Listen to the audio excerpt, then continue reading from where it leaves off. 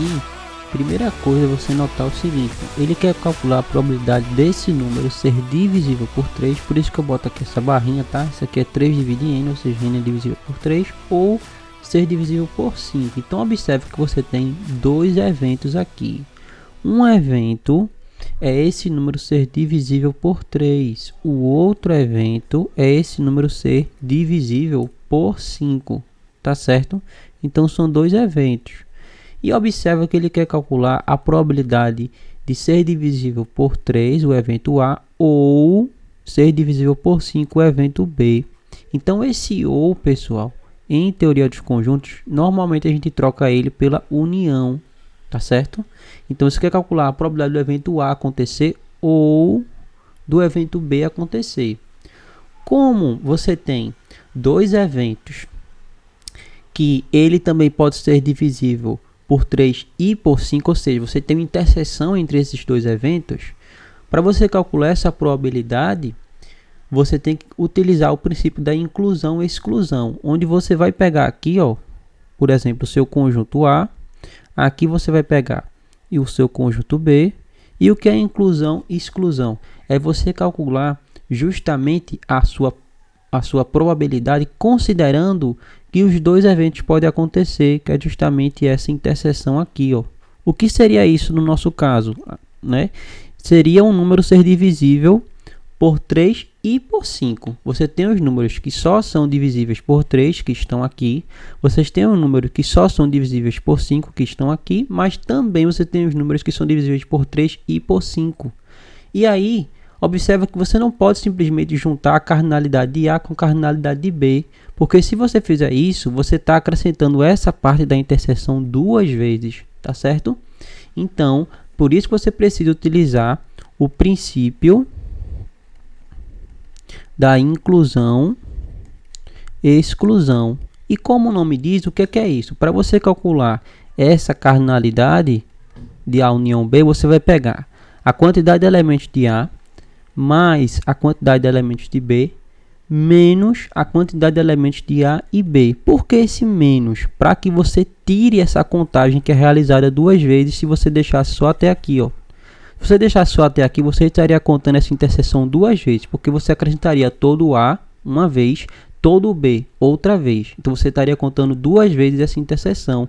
Então por isso que tem esse menos. Então você inclui A e B e exclui a interseção. Se fosse três conjuntos também da mesma forma, 2 a 2, tá certo?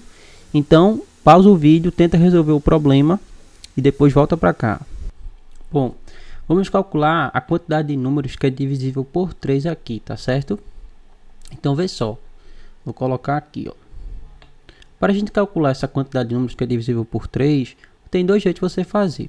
Ou você vai pegando os múltiplos de 3 que existem entre 1 e 300. Então, o primeiro múltiplo é o próprio 3, que é 3 vezes 1. Depois vem o 6, que é 3 vezes 2.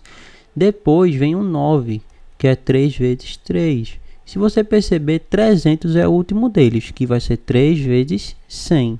Agora, olha para esses fatores aqui, ó. Quantos números você tem de 3 até 300 que são múltiplos de 3? Temos 100 números, tá certo? Então, ó, a gente teria aqui a quantidade de números que é divisível por 3 seria igual a 100, tá bom? Ou você pode fazer do seguinte modo também. Observa que aqui você não está tendo resto nenhum, né? O resto aqui é zero. Que seria você pegar a quantidade total de números que você tem aqui, que é 300, e dividir pelo seu número 3. Ou seja, você também chegaria em 100, tá certo? Então, tem essas duas formas de você fazer. A cardinalidade de A, ela pode ser dada também por 300, que é a quantidade total de números dividido por 3. Você está pegando a parte inteira disso aqui, que é justamente 100. Agora, quantos números você tem divisível por 5? Então, a cardinalidade de B, quem vai ser aqui? Você vai pegar 300 e dividir por 5. Como é um número divisível, já que a unidade é 0, né? Divisível por 5 termina em 0 ou em 5. Você tem um número inteiro aqui, tá? Então, a quantidade de elementos divisíveis por 5 vai ser justamente 60. Você pode fazer naquele esquema também de ir pegando os múltiplos de 5, tá? Entre 1 e 300. Agora, vamos ver isso aqui, ó. A cardinalidade de ser divisível por 3 e por 5. Observa aqui, Para que um número seja divisível por 3, significa o quê? Que esse número aí, pessoal, ele é múltiplo de 3.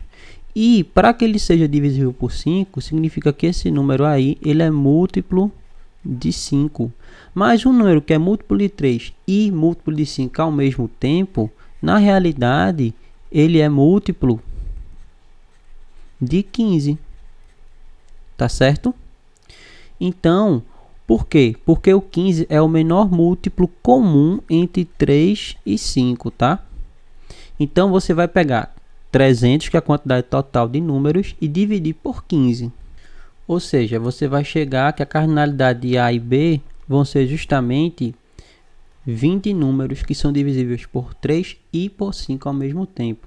Agora que a gente já tem a cardinalidade de cada conjunto, vamos calcular a probabilidade. Então, observa que nós vamos usar o princípio da inclusão e exclusão, que vai dizer o quê? Que a união B, quando os dois conjuntos eles não são disjuntos, tá? A interseção é não nula, vai ser a quantidade de elementos de A mais a quantidade de elementos de B menos a interseção.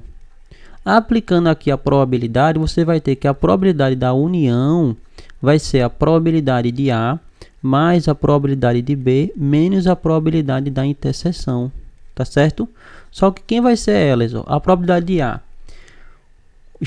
o conjunto favorável A dividido pelo espaço amostral. Observe que o espaço amostral vai ser 300, porque você tem 300 números, tá? Entre 1 e 300. Então, vai ser 100 dividido por 300, que dá 1/3.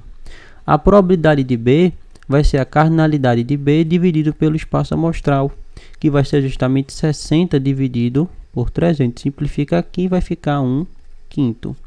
E a probabilidade da sua interseção, ela vai ser justamente a cardinalidade da interseção dividido pela cardinalidade do espaço amostral, que vai ser 20 dividido por 300, simplifica aqui, então você fica com 1/15. Agora, a probabilidade de CA ou B vai ser igual a probabilidade de CA, que é 1/3, mais a probabilidade de CB, que é 1/5, menos a probabilidade da interseção, para não contar duas vezes, que é 1/15 avos, dando então 7/15 avos, sendo então a sua resposta final.